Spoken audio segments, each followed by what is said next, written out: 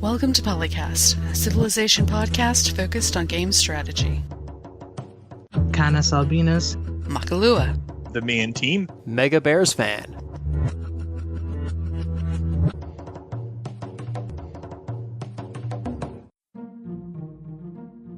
Dear YouTube, we'd want live chat, not top chat. Got it? Good. Hello and welcome to PolyCast episode 433. I'm CanusAlbinus and I've only got two of my cohorts with me today. We've got Makahlua. Who also got up way too early and is probably going to have a nap later. And MegaBearsFan. Well, to make up for the missing one, I guess we'll just have to be 1/3 as smart. Or, sorry, 1/3 more smart. I was going to wait, hold up that math.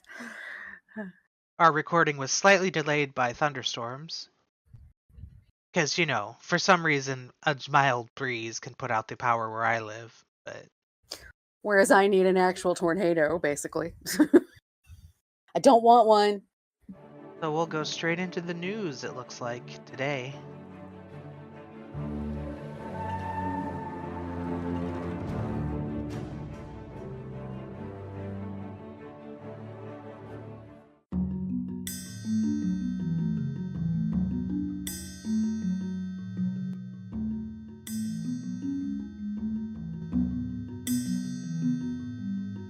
Yeah, it is the 25th anniversary of Call to Power. There was both an article on Rock, Paper, Shotgun, still doing a retrospective on it, and also a thread started over on Civ Fanatics, showing you that they did. Oh, yeah, they had and there's like a wish vote for good old games to get this one going. So that people could play it as well. There's a Call to Power 2 as well. But one of the things highlighted in that Rock, Paper, Shotgun article is like, there was some really, as the person put it, they're like, yeah, it seems familiar at first, and you kind of go into this twilight zone of, why is somebody filing injunctions at me? What are these other units? There's some late game, I don't know, do you call it quirks or oddities about in Call to Power? That I remember once he mentioned that, and I was like, oh yeah. And then there's one that was talking about a hippie hovercraft, and I'm like, I remember this weirdness, but I kind of liked that it was different than Civ. Bear in mind, this article is as old as Civ 6 now. It came out in July of 2016. But it was highlighted, but still, I mean, even talking about it now, this many years later, he's still correct. Yeah. It did have the advantage of actually letting us settle the oceans in the late game, I did like that. And there was, yeah, it had the space layer, didn't it? And there were some interesting concepts in it that never made it into the Civ. It hasn't made it into a Civ game yet. There were things as like, it would be cool to do in the later part of the game. It would give you something more than just hitting end turn repeatedly. Because, boy, when I played Babylon, in between our podcasts, that last bit was such a grind. Yeah, we're talking about the challenge of the month. Yeah. Which I guess isn't a topic this time, but we can mention, I have played it, Mackie has played it. It's basically just a standard Babylon science victory with lots of end turning. Which, oddly enough, I guess the only time I'd won Science Victory before was in an offline game at some point, because I got the achievement for it, and I was like, wait, I know I've done Science Victory before. Hold up. Yay! But I don't know if MegaBearsFan, did you ever play this? Call of Power? Or yeah. Call to Power. I did not. This is one of the Civ-style games that was not made by Sid Meier. It was an Activision thing. Yeah, this would have released when, like 2000? Oh, it was in here. This game, 1995, I think. Oh wow! Yeah, okay, it's older than I think about. Well, if it's the 25th anniversary, yeah, okay, then it would be 99. 1989. Yeah, wow.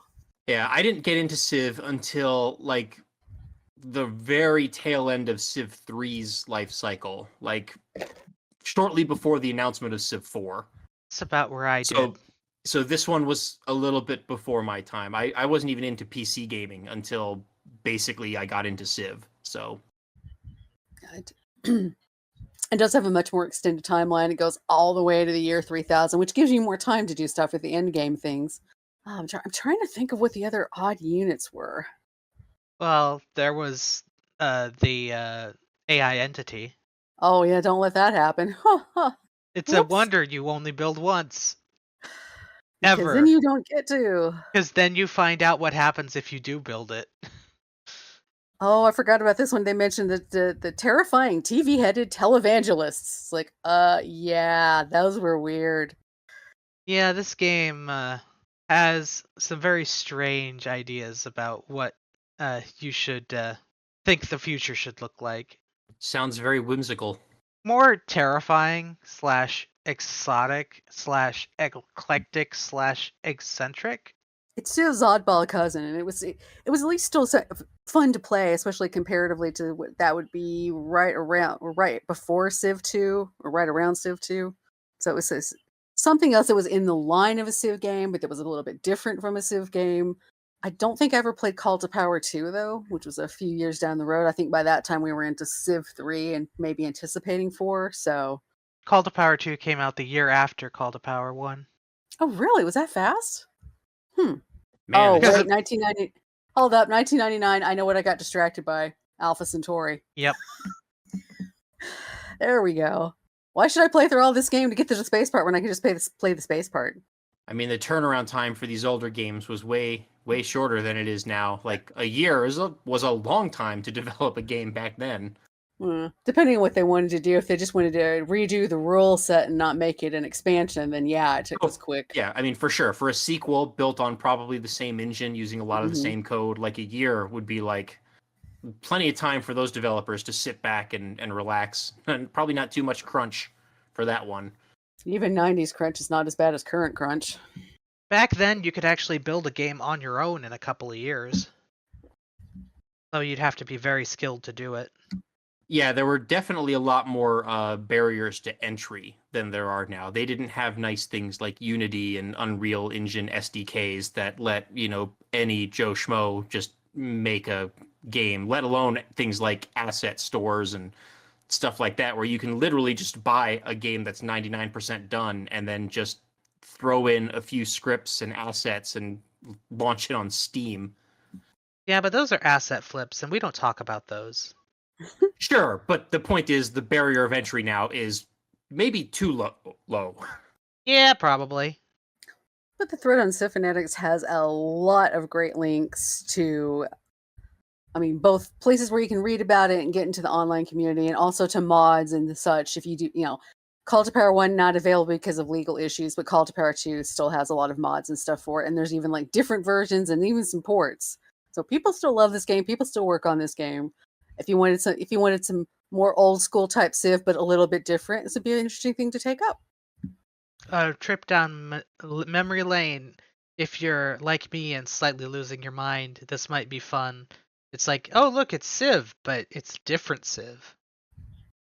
And we'll be experiencing that a lot more in the coming years with all these competitors to Civ coming out. Some of which are already available. Millennia just dropped like a few weeks ago. Yeah, and it was a disaster.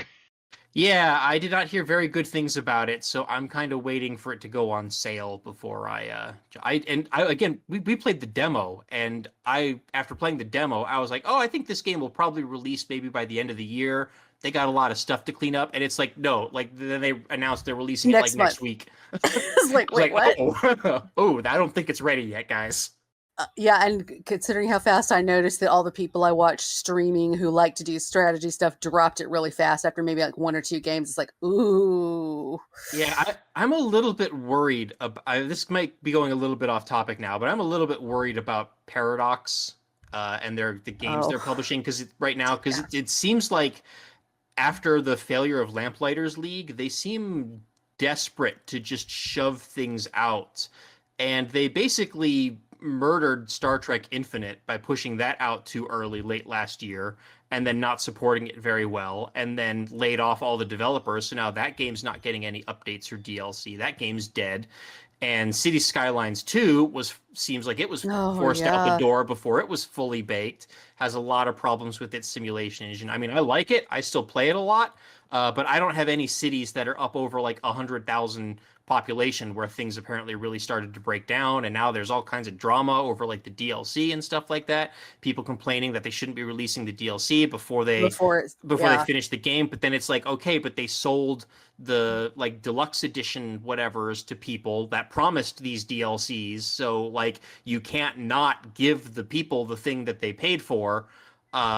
So there's those business and legal pressures to do that sort of thing, and like that people like aren't really taking into account, and it's like, oh, it's just a whole mess. Like, man, Paradox, you gotta get your. And now they're releasing Millennia, and that wasn't received very well, and doesn't seem to be, fully baked. And yeah, it's forcing out too many things too fast.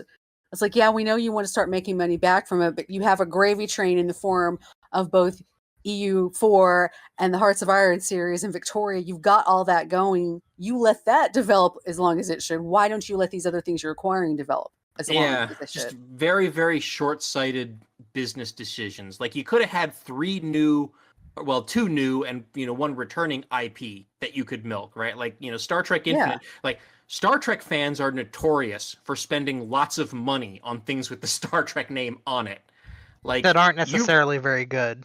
Yeah, and they don't even have to be very good. So, like, you release a halfway competent Star Trek strategy game, that game will sell to Trekkies, and they will buy the DLCs, and they will buy the expansions, but you shove it out the door before it's ready, and then kill support for it a couple months later. Like, oh, man. Like, geez, come on. Well, anyway, that's my little rant for the day. It was relevant.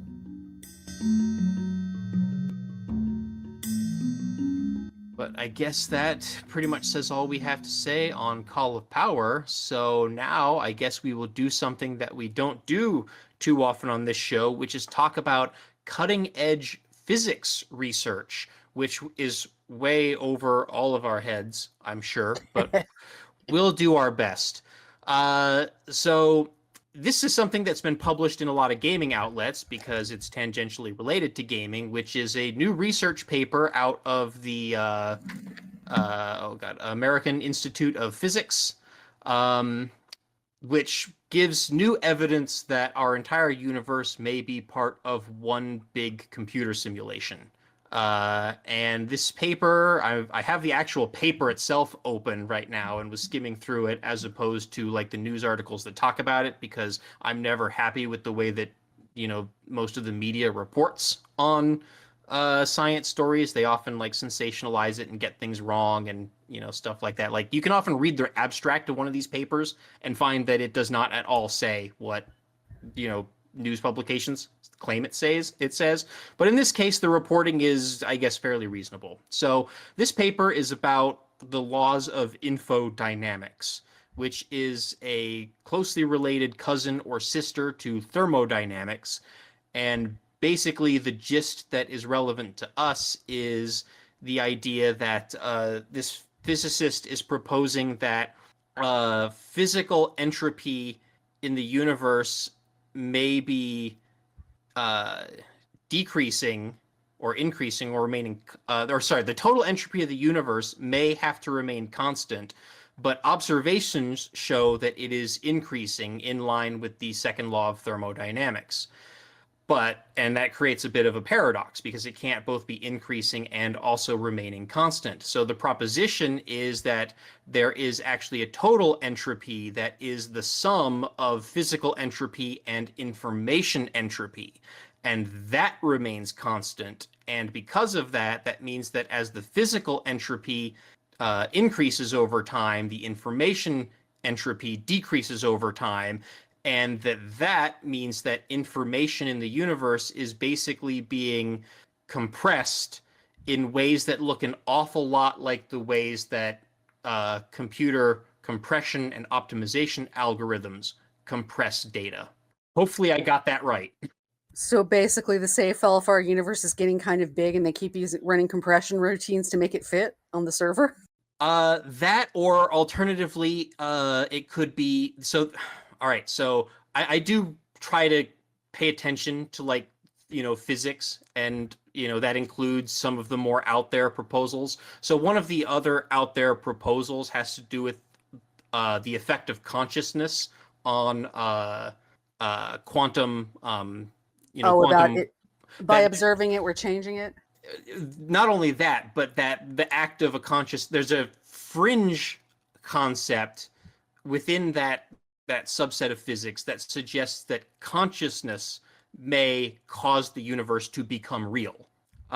And so kind of piggybacking off of that, you could also say that if the universe also runs compression algorithms and optimization algorithms on itself, it might then operate in a way that's similar to like how modern video games will stream things off of like a disk or out of memory, where it's when you're not using it, it's compressed, and then when the player gets to a part of the game that requires that information, it gets decompressed. So you could also maybe make an argument that this supports the idea that the universe might be operating in such a way that it compresses and optimizes whatever parts of the universe we are not currently looking at, or any other conscious entity is not currently looking at, and then decompresses it whenever someone tries to look at it.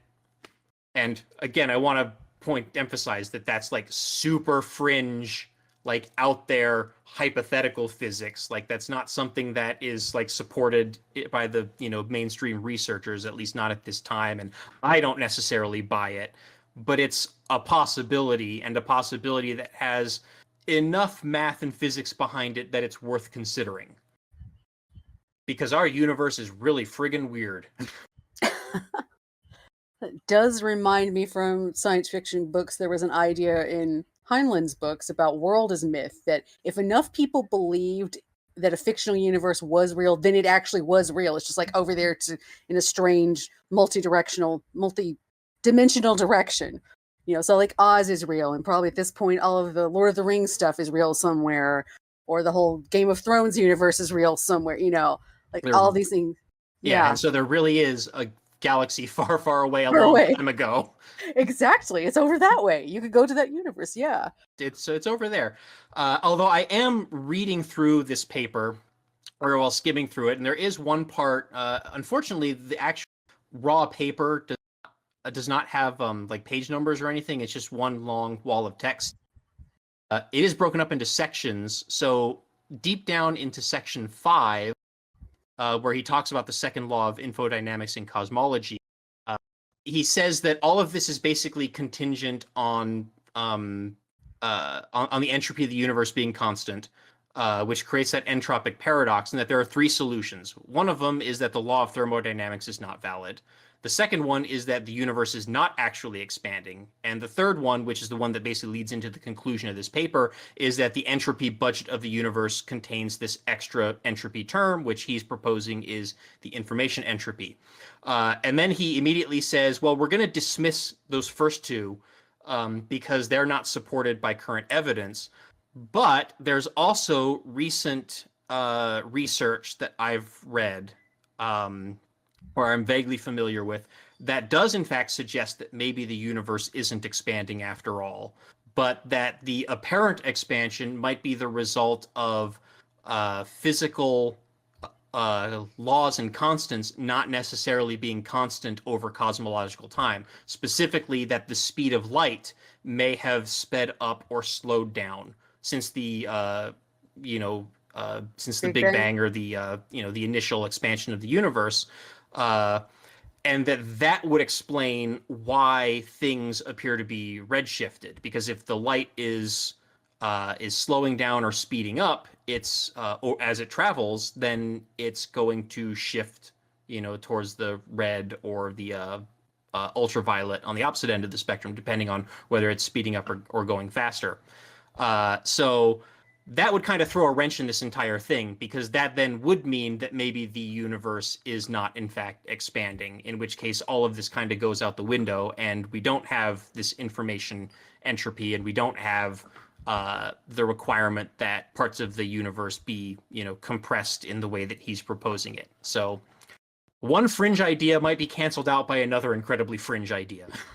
And then both of those ideas might get canceled out by us actually observing something that proves it one way or the other at some point, with better instrumentation and better understanding of physics.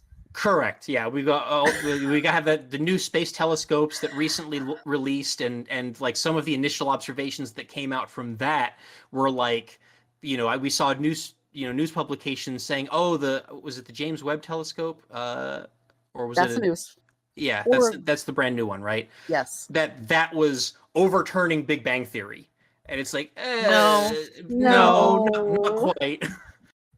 There were some anomalous observations that like didn't match, but like some of them are accounted for by technical issues with the telescope itself, that maybe it wasn't calibrated, correctly, and that other things were going on. So like, you don't assume that all of physics is wrong because you have one math equation or one observation that looks anomalous. Like you need a little bit more evidence before you start to say, okay, yes, maybe there is some credence to this new fringe idea.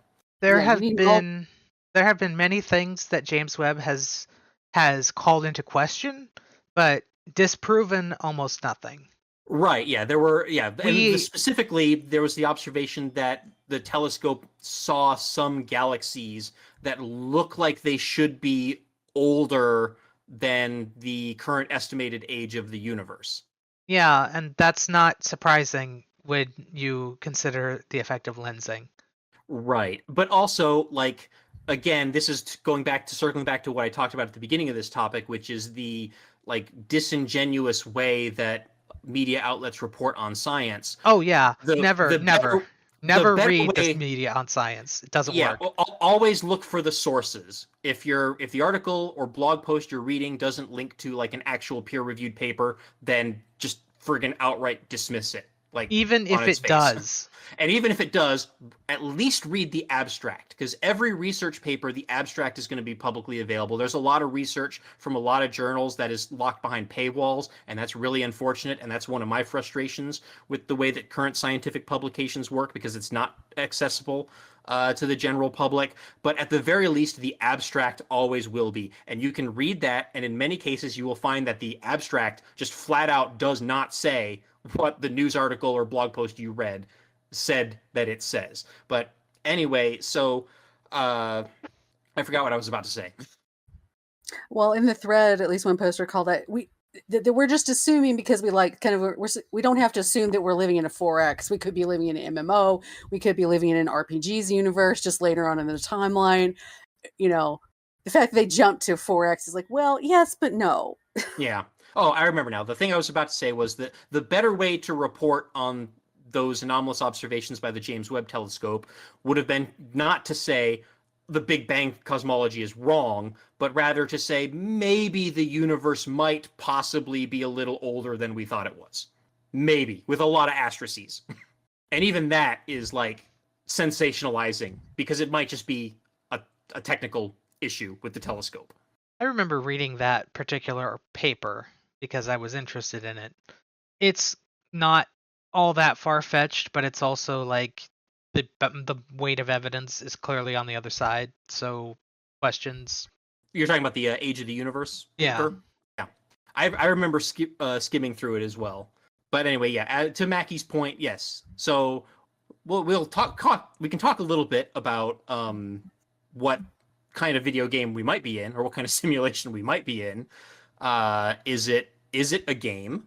Maybe it's not even a game. Maybe it is literally just a simulation. Maybe it is some other people in some other universe making simulations of universes to try to figure out how their universe works. I always am more of the opinion that simulation theory is just one of those things that's like, hey, wouldn't it be cool if this would happen? Well, one of the things that like got it kind of kicked off was basically just this kind of like statistical, probabilistic argument that basically said that if there exists even one universe in which there can be technologically sophisticated civilizations that can create simulations of other universes, they would most likely create multiple simulations, and then there might also be multiple civilizations creating simulations, which means that from a pure probabilistic model, there are way more simulations than there are actual universes. So the probability that anybody exists in a simulation is way higher than being in an actual universe. That was kind of the foundational argument behind the whole thing. that's the same argument that says that Boltzmann brains are more likely to be the real universe, where everything that we perceive is just a dream in some disembodied brain floating in the cosmos.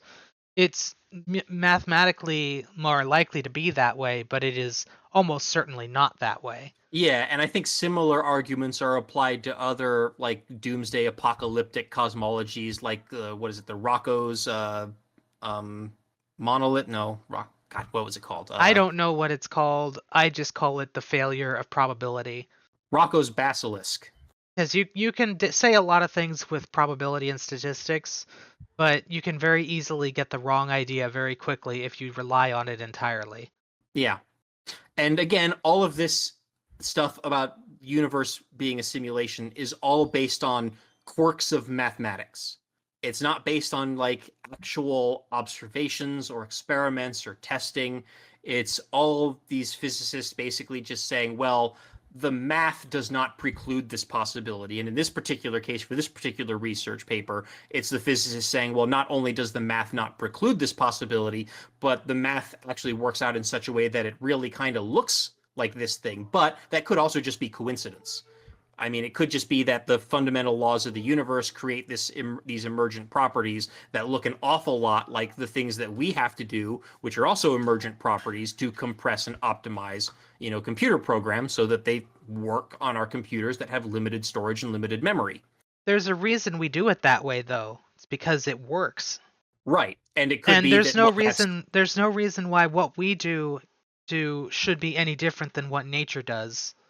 Right. Well, in fact, fractals all the way down. In many cases, the things that we do often are things that emulate nature. So it could be the other way around. It isn't necessarily that the universe looks like a computer program, but it might just be that computer programs look like the universe. Or that our understanding of the universe looks like a computer program, but is incomplete. Correct. Well, I mean, and we know it's very incomplete. That model is the one that's got us the closest to kind of understanding it, and a lot of things line up, but there's still a lot of things that don't yet. Yeah, I mean, ask anybody who's trying to research quantum gravity or dark matter or dark energy about how incomplete our knowledge is. I don't believe in quantum gravity. Some physicists don't either. I'm not a physicist. I'm just a video game player and a feed salesman. Yeah, well, again, kind of tangentially related, I also saw proposals recently suggesting that gravity might not be a fundamental force, but rather might just be an emergent property of entropy. See, so this is where we start realizing, hey, this is a Civ podcast. Also, we're probably making the listeners' brains hurt right now. Most of them probably don't care about this that specifically, but I'm sure a lot of them do. Yeah, hopefully we did not just bore everybody to death. Hopefully people found that at least interesting. And hey, go look some of this stuff up if you're interested in reading more about it. Or don't, because sometimes it has philosophical ramifications that make you question your life. Or at the very least, someone said I didn't need another existential crisis. Yeah. Yes. Yeah. Don't read about Rocco's basilisk. Don't do that. But at the very least, yeah, this might give you a migraine.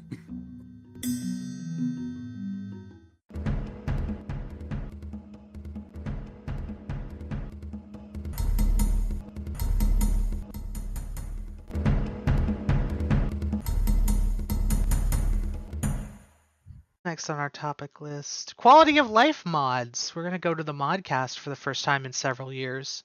So this is I wish someone would install some quality of life mods in the universe. Come on. If it's a simulation, let's get to it. It's not. What are some must-have quality of life mods for Civ 6? This is by Dodbay7788. I'm sorry. Is that what that is? That's what it looks like to me. Well, that's just my brain, but yeah. Just version my finished. Start over. Just finished my very first PC. I hate Reddit. Brain's not braining right now. Just finished my very first game of Civ 6 Domination Victory. Very fun. Thermo-nuking everyone. Now looking for another longer run. Would like to know if there are any faster combat / animations mods, but not skipped altogether. puppet state automation if possible. I think this is part of Newspeak English, which is like gonna leave out words and context to make it easier to type. Sorry. Well, So there's there are several things we can suggest. There's the quick deals, which Mackie knows about. Yeah, because I watch a lot of Potato McWhiskey playing games, and I see that he's got that, and so the quick deals makes it so much easier to like see what the AI has available without having to take the time to click through every single AI, and you can make the deals right there. And he also uses the better map tax a lot because that lets you plan out for this. I think it might actually show you what the current bonuses are, so you can plan out ahead of time where you're going to put your like your campuses or a holy site, so you don't forget that. Your And then yields. yeah, and the yields for that, but also detailed policy cards, so you'll see right away what the effect is going to be, so you can shuffle them around for the maximum value. Which I need to install all 3 of those for when I'm playing single player, but I keep forgetting. Something that I think I would like a lot more than faster combat animations, because I hate turning them off, because I actually do want to see what's going on in the rest of the game, because sometimes that's important to my decisions. But one of the things that frustrates me is that, like, as soon as the combat animation is over, like, the fog of war fills in, and the camera pans somewhere else. So it's kind of hard to actually see what the result of that combat was. I would just like there to be, like, a log in the game that tells me where all of the CPU battles were what the result was. Is there? I think so. Oh, shoot. Where do I find that? I don't know exactly where it is, but I think it does exist. I mean, I know there's a log of notifications, I think, that the player has seen. I wasn't aware of there being, like, a log of CPU combats, but maybe if there is, I gotta find that. I'm looking it up. It might be a mod that somebody has added. That might be why. But that seems like a really big thing to forget to add. There's also other mods include the Better Trade Screen mod, which lets you see where your trade routes are going and how much there is by properly routing the trade route units. There's a City Radius mod. All the mods that add more lenses, or just basically anything that makes the user interface work better. That does not make us dig through onion levels of layers of stuff to get to the information we need. Well, it's not so much the onion layers, because I'd rather there be layers that allow you to hide information that you don't want to see when you're not looking at it. But, being able to actually see the information is what needs to happen. Like, the lens mode, or the lenses thing that they added is really cool, because it lets you look at the map with all the different things shown on them. It just needs better or more options for things. Like, I know there's a mod that adds more lenses. There's probably multiple.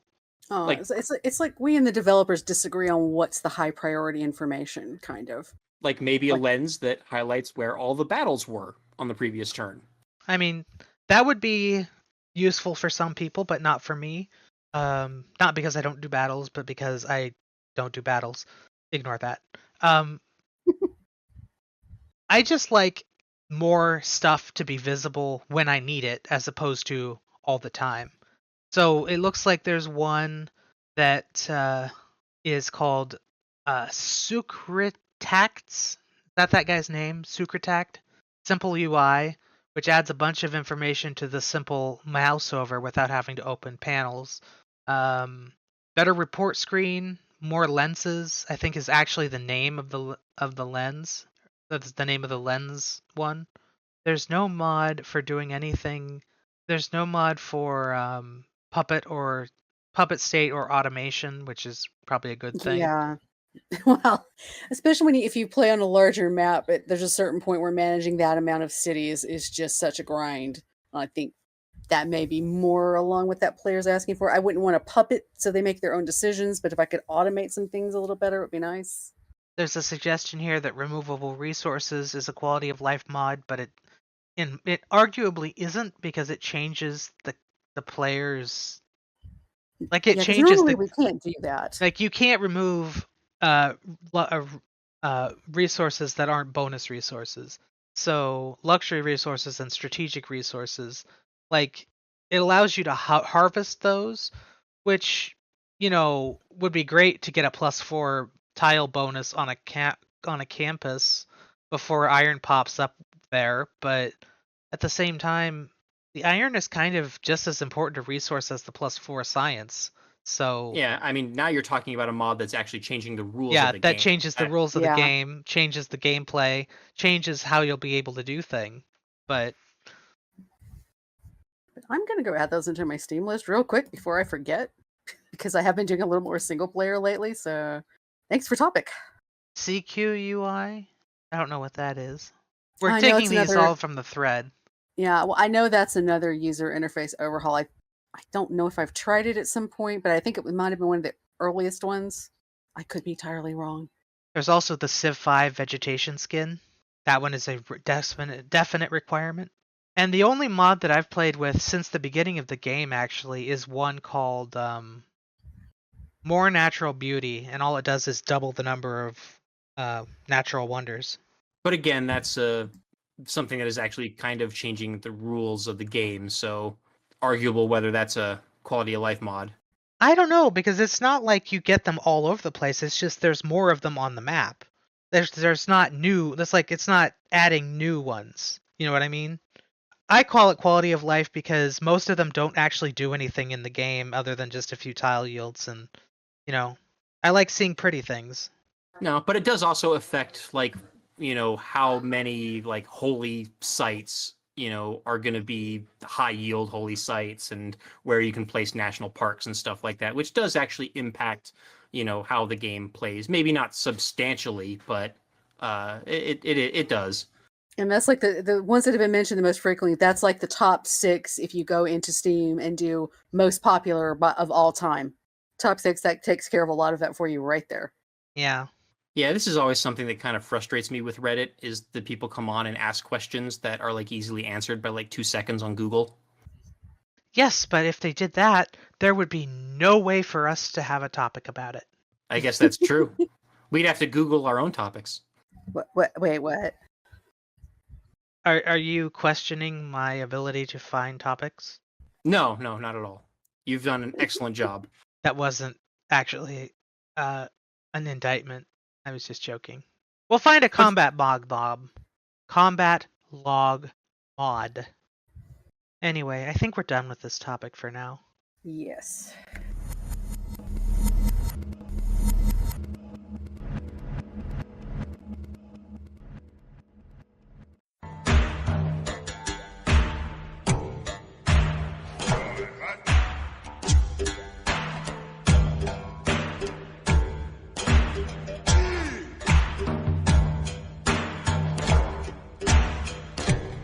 So back to Reddit again, because now we're moving into, what are we on? Is this Senate? This is a forum topic. Oh. We have like every segment this show except for I think Research Lab maybe? Nope, we've got Research Lab. Okay. That's the one following this one. At any rate, in Forum Talk, we're back on Reddit again. This time we're talking about Civ 5 versus Civ 6 movement rules. What is their name? Alien Sinnoh. So, talking about, they have different rules for music. In 5, you were allowed to move into any tile no matter the movement cost to get there as long as you had 1 movement point left. But in 6, you have to have the full number of movement points required to enter that tile. So you can move in 5 a good bit faster overall. Standard melee unit can move 1 tile into flatland and still move across a river. They were just sort of just polling the community which one of those you prefer. And somebody said the Civ 6 rules make way more sense. Would you climb a mountain after a day's hike just because you had the tiny bit of energy left? But yeah, no, I see that point. Yeah, Civ 5's rules, I think, made it too easy to circumvent the cost of terrain by just making it so that that's the rough terrain is just the last tile you enter. So I like that the Civ 6 rules make it so that the terrain and, you know, amount of movement points any given unit has is much more impactful. I just wish that there were either more open space or more units had more movement points, or that like roads didn't suck so much. I prefer the Civ 5 system because I like being able to actually move my units. You know, it seems like movement costs so much in Civ 6 that it's like when we were having the mission or the Head of Cyrus thing. It took me 30 turns to get my units from to Cyrus's capital because everything was hills and forests and rivers. And on a dual-sized map, I think 30 turns to go across a map is too much.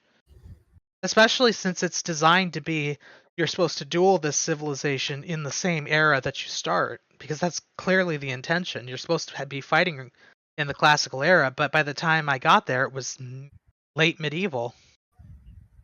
Yeah, I've been messing around with some dual maps in the past couple of days, and that's the frustration, because sometimes the way it makes it, even with the Pangea, you're over on the extreme western side and they're on the extreme eastern side, and it decides to put all the hills and mountains in the middle. And it's like, I mean, I could probably tweak the settings and do like a older world so it's less hilly, but it still takes forever to get anywhere. And if you're trying to do a fast game, and that doesn't work. And then when you get into a huge map, it's even, because there's an achievement I'm trying to get. That's even worse. Even when you're sailing, it takes forever. It's Yeah, I definitely don't disagree.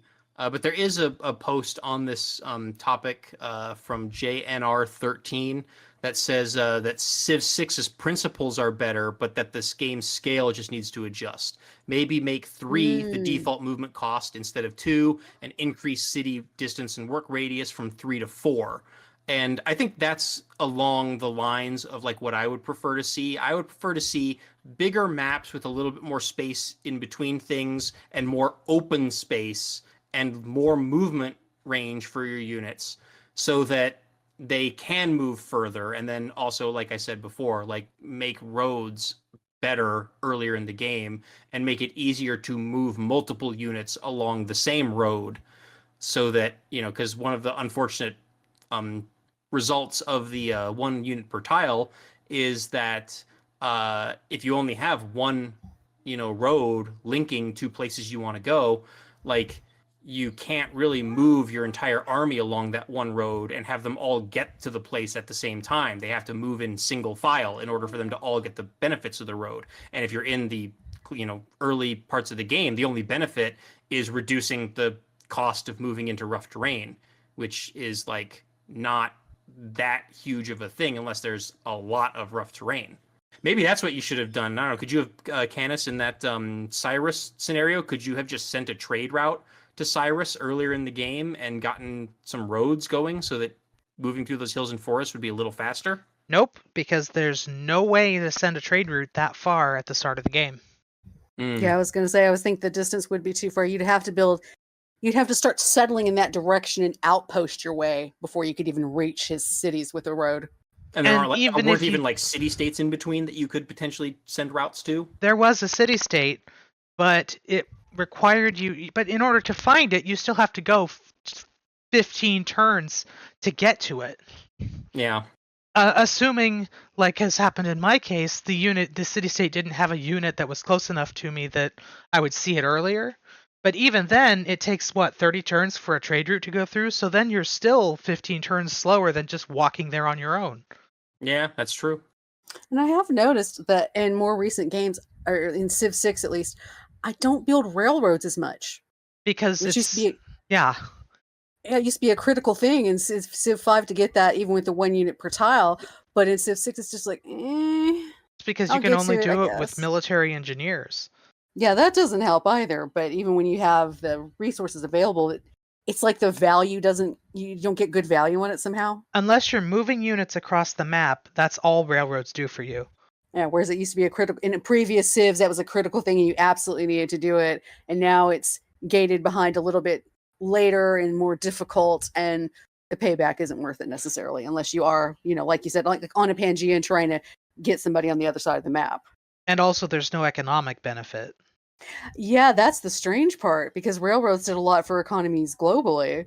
Why isn't building... Well, they do increase the range of trade units and also provide bonus gold to trade units that move along the railroad. But there's not like the intrinsic like production bonus that you would get in earlier Civ games.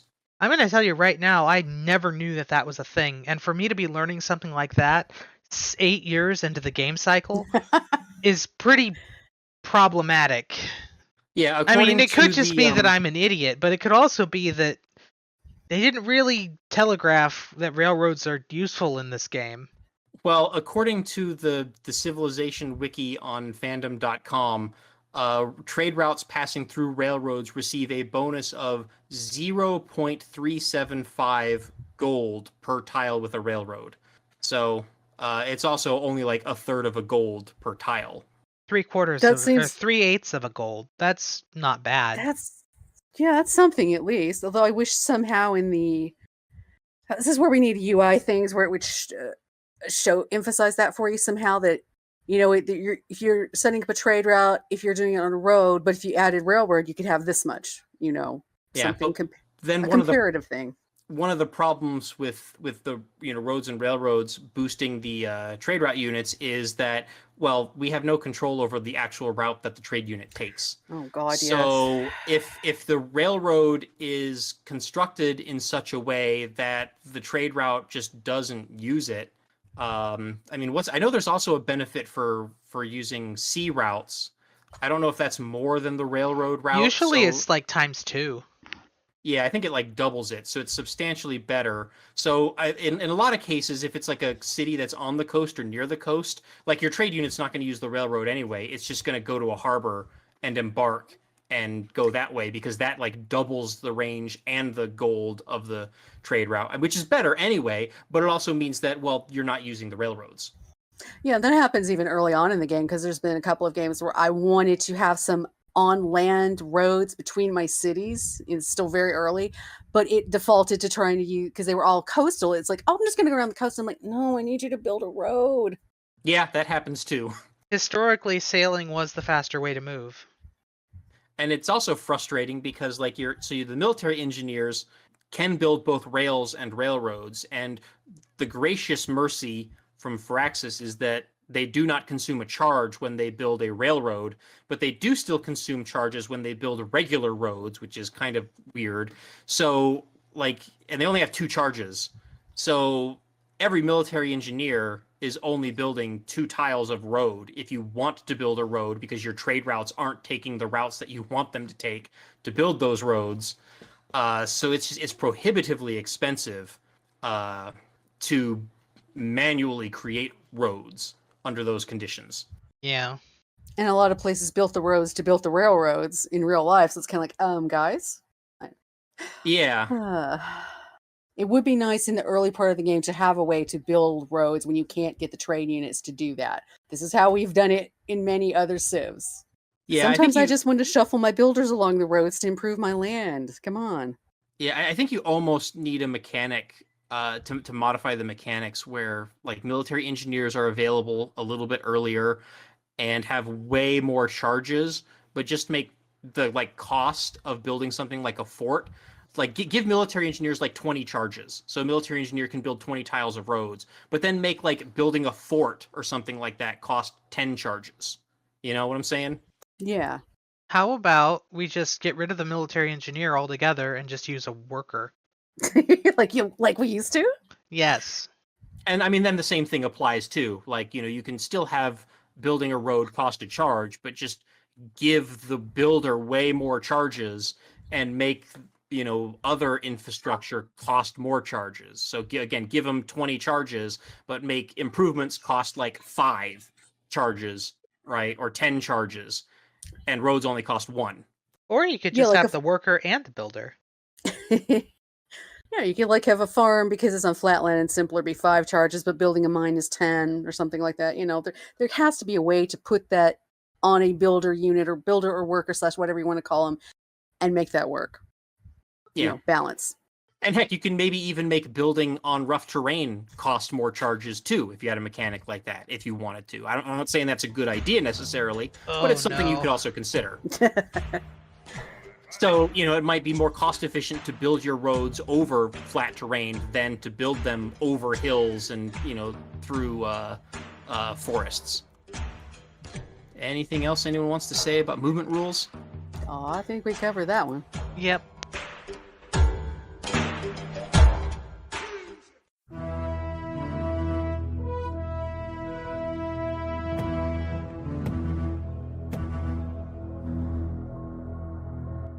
All right. Well, in that case, our next topic in the research lab is a Civ Fanatics topic from Pokiel. I'm not sure how you're supposed to pronounce that. Little things from prior games that I hope are in Civ 7. And the OP posted a few of their own ideas.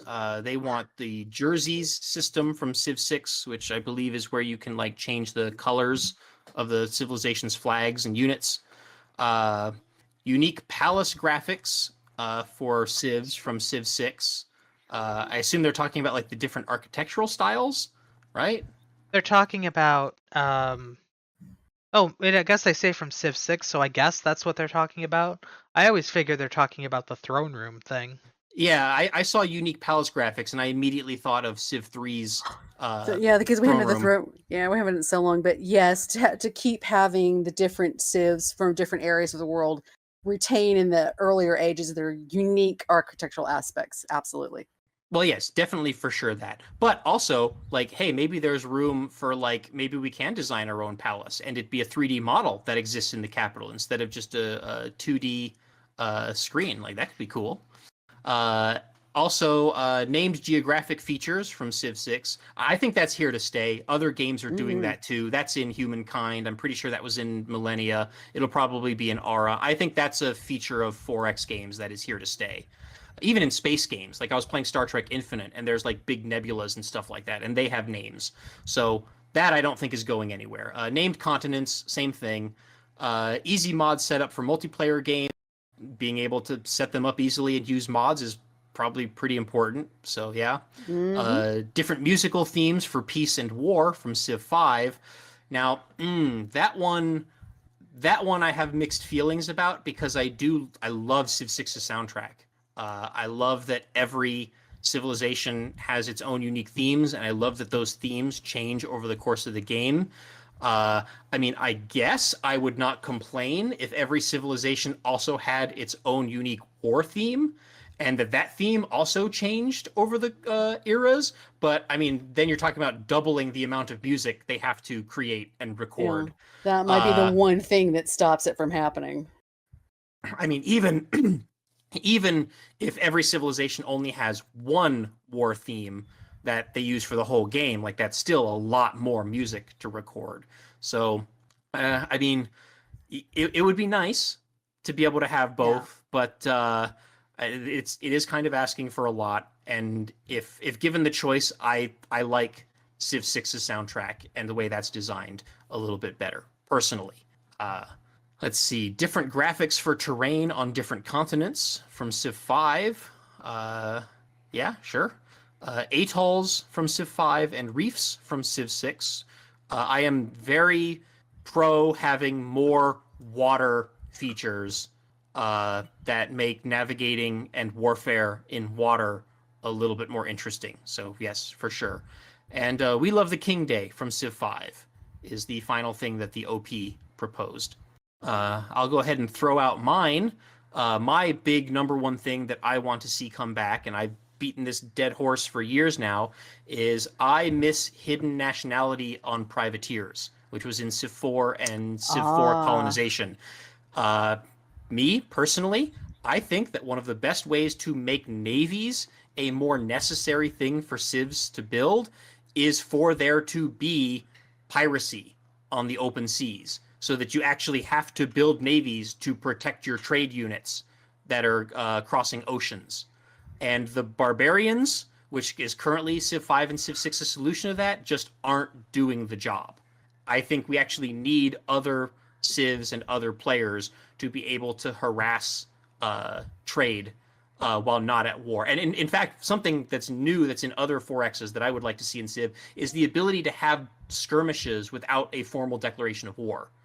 Instead of having to formally declare war, I would like for civilizations that just met to be in a default state of like tension and indirect conflict, where you actually have to explicitly declare peace in order to not be able to attack them anymore. So when they're dumb and walk the settler out without any escort, it's not a full-fledged war. It's just, oops, you shouldn't have done that, bud.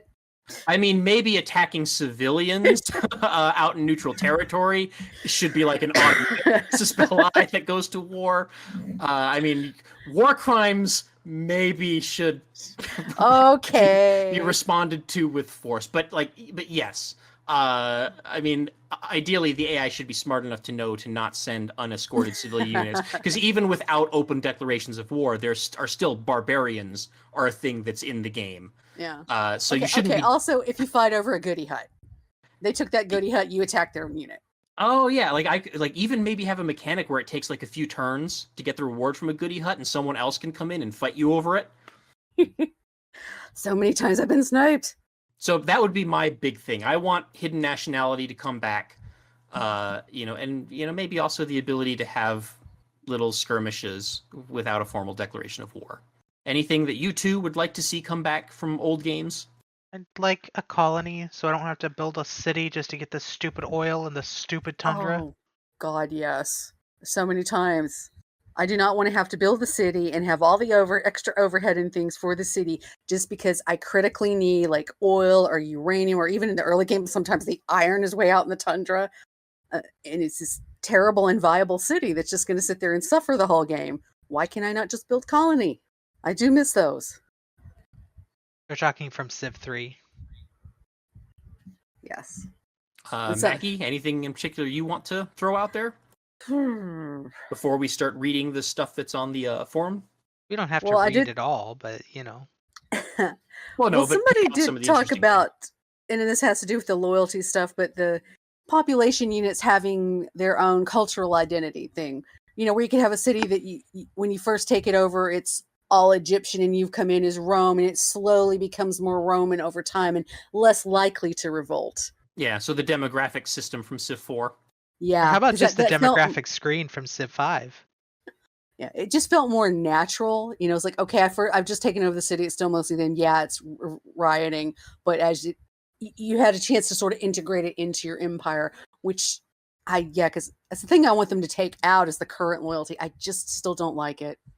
Let's see. A good one from Boney Duck Camper Sang is alternate leaders. I mean, Civ 6 does have that. Just not but it'd very be nice many to of have them. more for all. I mean, not all of the civs have enough notable figures to have alternates, but for the bigger ones who have alternates, if we, have them more often, I guess. Yeah, it was definitely an underutilized feature in Civilization 6. Like, we really didn't start getting alternate leaders until like after the final expansion pack, when they started doing the New Frontiers stuff. Yeah, that was when they started really diving into that. I think the idea was they wanted modders to create the alternate leaders instead of having them, be developed by Firaxis, so they could focus more on making, more civs. But like, you should have had more than one leader, I think, in the game when it shipped. That was an alternate leader. Because there's always been multiple ones available, like for England, for the US, France could have multiple, Germany could have multiple. Even just at the very start, you have people you've used in previous civs. You could start with that list. Just look at everything you've had in all the previous civs and see how many you've won. You can at least have one alternate for a lot of civs you start with. Another suggestion from that same user is, I miss being able to get great general points from fighting battles. Like, yeah, I think that was a good feature. Yeah. Scrumlord, submarines being able to pass through ice like they did in Civ 4 and 5. Yeah. Oh, can they not do that anymore? They can't. I was trying to do that the other day with the map, and I was like, wait, when did they take that out? I didn't even realize that. Sub? No, but apparently, nope. Yeah. User Haig suggests, I may be in the minority, but I miss the wandering animals from Civ 4. Oh no. Settler eaten by lions. Lions. And then there's several people posted after that who agree they want the animals back. Another reason for AIs to escort their settlers. Mm-hmm. So they don't get eaten by a lion or a bear. Or a Mackie. A few posts for demographics, like Mackie suggested. And some people are Hittites are coming up. Why is this not a Civ? Because it's come up in other similar 4X games lately. There's a few more. There's plenty more civs that could also be added in. I mean, there's a lot to draw on from in history. Somebody unironically wants Doom stacks back. I don't know about that. I don't think I miss them that much. Don't like Doom stacks. better ways of organizing your units so that it is not so tedious to move large armies long distances would be nice, though. Yeah. Again, I kind of like Humankind's approach to that, where you stack your armies together until they encounter an enemy force in the field, and then they unstack to fight the actual battle, and that battle could last multiple turns, in which they remain unstacked. So I could maybe see future Civ games doing maybe something along those lines. But like having to move, especially later in the game, having to move like 20 units or more like across the map, especially when you have to like embark them and move them across the ocean. I don't necessarily want transport ships back, but if we could pack them into something that's like a convoy that's only the one tile, but then you have to unpack it when you land or something. I mean, heck, I was about to say, like, not only do I, in that case, do I miss the transports, is I kind of wish there was a land transport unit. I kind of wish I could shove all my units into, like, a friggin' caravan or armored transport truck or something like that and drive them across the map. Like, I think that would be better than what Civ 6 currently does. Not saying that that's the idea that one unit's worth of army spreads out into an entire city hex is kind of silly. I mean, I know that's realism versus gameplay, but you know. We call those trains. Yes, we want trains. Yeah, that would be a good thing, a good use for railroads, is let me stack my units onto the railroad. And I've actually... That's literally what happened in real life. I've actually pitched in the past that I wish that the way that railroads worked is that they were more of like a hub thing, where you move your units to one endpoint of the railroad, and then they move instantly to another endpoint that's attached to that same railroad at the cost of one coal. Like airlifts. It's just it's the same mechanic, but we're applying it to a different like district area type of thing. You could create a railroad station as a district or something like rail station, or it could be part of your commercial hub even. True. Make it a transport hub. Yeah, there you go. Yeah, that could work too. Yeah, make that a district. Yeah, absolutely. Or a building within a district. Mm-hmm. Or just make it part of the take that and combine it with the airport and the spaceport and the neighborhood and just make it the modern transport terminal or something. Logistics terminal. Logistics terminal. There we go. I don't know that too many people in suburbia really want there to be space shuttle launches. I don't know. Yeah, I don't want space shuttle launches, but I already have an Amazon depot just up the highway area from us. So a metro hub definitely makes sense as something in a building. Although I guess it could also be. I mean, I guess the difference is we're talking about military units being transported, which probably should not be going through civilian transit hubs. That would probably make more sense as a building in an encampment district. But I mean, whatever. Well, during the war, the military will absolutely use the railroads. Yeah, and that's a fair point too. Yeah, totally happened in real life. Totally will happen if there is another. Let's see. I'm trying to skim through the forum topic to see if there's gifting any other units to your teammates or also your allies in this case with the newer mechanics. Yes, there's so many times where I have units on the far side, or I would like to build things and give it to somebody who's closer to an AI and like, here, let me build this for you because you don't have all the resources. Take this unit and you go fight them. Mad Jin has gifted a group of Great Admiral to Makahlua. Woo! I remember when that happened. He gave you all of his units, and you had no money to support them.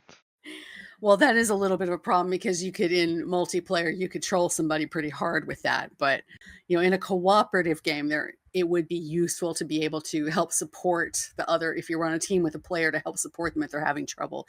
Because there's been multiple times in our multiplayer games where somebody's beset upon by the barbarians. And I'm safe on the other side of them. I would love to be able to build units and ship them over there and help them fight. Frozen suggests faster movement along rivers. I'm trying to remember if there was a Civ game in the past that actually did that.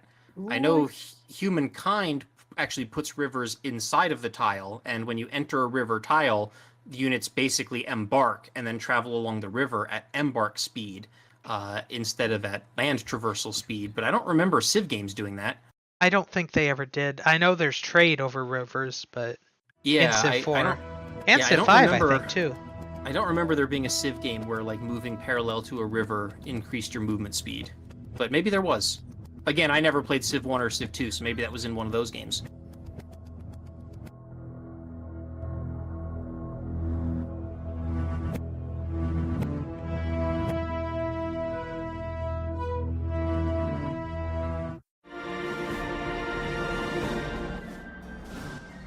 I don't know, but I've got like 3 people next to me mowing their yards now.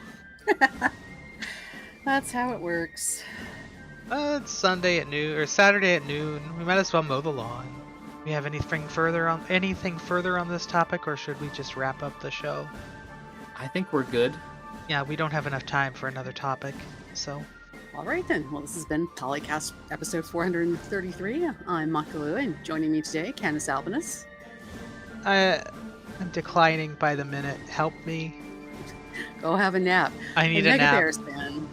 Well, I guess it's time for me to go mow the lawn. Oh Do dear. you have a lawn in Vegas? We do, yes. We want to get rid of it, but we just haven't had the cash on hand. We're trying to get our neighbor to like go in halvesies because we have like a shared yard, and but we just haven't like worked out what we're gonna do with it yet. A lawn in Vegas. Who would have thought? Golf courses in Arizona. Who would have thought? Oh, well, I guess it would be okay if you were in some place that wasn't the desert. Well, the golf course thing is frustrating in Utah. Utah has so many golf courses. Like you drive from Vegas to like Salt Lake or to Bryan Head, and like as soon as you cross into the Utah border, it's like golf course, golf course, golf course, and it's like, oh my gosh, so much water that you are wasting. And now they get a hockey team so they can waste more water on an indoor rink. And a football team, right? Are they getting a football team too? I thought they were getting a football team soon. No. I mean, we got our football team here in Las Vegas. I don't think the NFL is going to be expanding anytime soon. And if they do, it will probably be into Europe. Oh, that's why they've been doing all the exhibition games. Yes, they are trying to build a European fan base. Fanboy fan base. You had it right. That too, yeah.